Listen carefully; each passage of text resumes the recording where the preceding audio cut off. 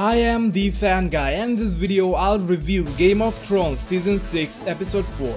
The episode was very uplifting and positive for the fans. It was a very satisfying episode. The internet GOD fandom seems to have reacted very positively to it. On IMDb, it got a rating of 9.5 based on more than 900,000 users. Episode 4 finally marks the first appearance of the legendary Lord Baelish on Season 6. And like always, his motives are unclear, but he with his tricks did manage to manipulate the little dumb Lord Robin into lending support to Sansa in her plight up north. You'll know what the problem is with these boys who have been breastfed for too long. They are crazy as fuck. Though Littlefinger made him his puppet, but you never know when he will order something crazy. Especially since the scenario is going to make Sansa Stark related with it, just stretching it a bit further than I should have. What if this little weirdo actually agreed to help because it involves Sansa Stark? I will just have you guys reminded that getting back to someone by murdering them as a revenge for getting slapped isn't quite surprising if it's coming from people who wants to see the world burn. But since the guy in charge here is the most cunningly intelligent Littlefinger, this will be something interesting to look forward to. I started my review fanboying over Lord Baelish and unlikely theories, but this episode actually starts with a very touching and satisfying scene. Sansa finally reunites with her brother Jon Snow. That scene where we finally watch Sansa riding into the courtyard of Castle Black and embracing Jon Snow was really emotional. The Stark family was highly highlighted on Season 1, and then gradually they all scattered apart with half of them being dead and the others got scattered. They've been through so much, and finally a moment of their joy truly made the fans feel the same. However, there wasn't any Bran or Arya Stark in this episode. Meanwhile, things are starting to get hot on King's Landing. We all know something big is going to happen. The question is when that outburst will take place. The title of the episode, Book of the Stranger, can be highly related with the conversation the High Sparrow had with Marjorie Tyrell. She also met with her brother who suffered so much that he just wants all this to stop and doesn't care about anything else. The High Sparrow on one hand says very humble stuff, and on the other hand got Laura's rotting in the chamber for being gay. This High Sparrow character is just epic. The way he's playing with their minds is just next level stuff. On the other hand, we have Caesarea who convinced the Tyrells with their self-interest of preventing the shame of what happening with the Queen to send their army against the High Sparrow head on.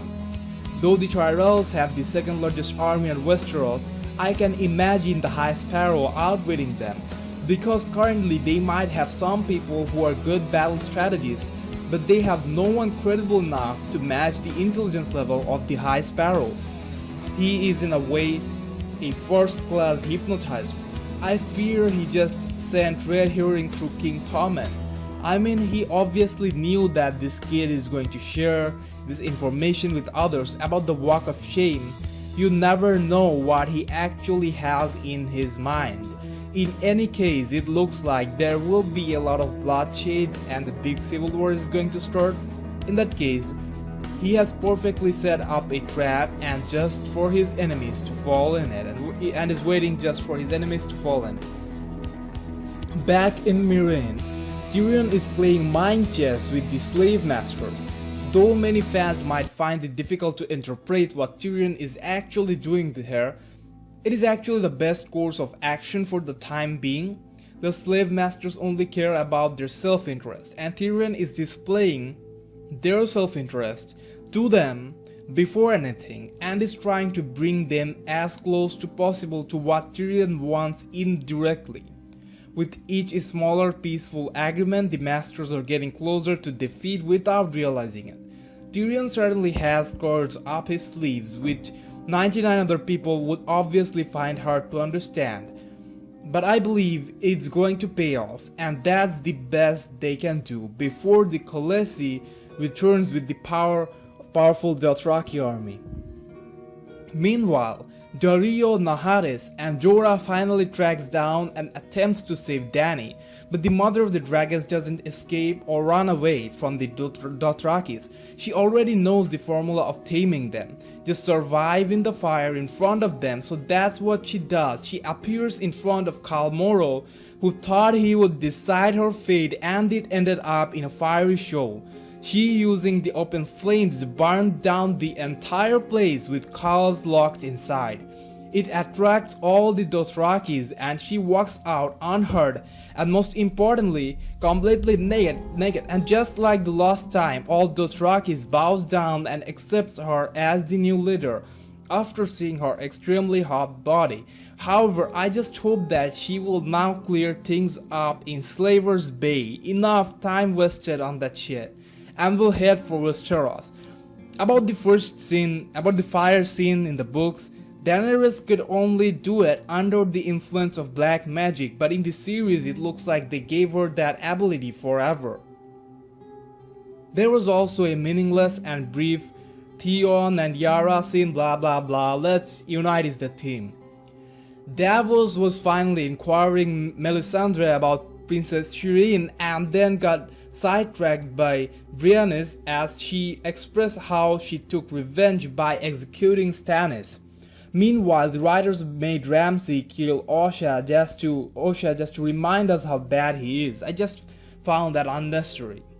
However, the pink letter he sent to Jon Snow spiced things up as he finally realized that they need to attack.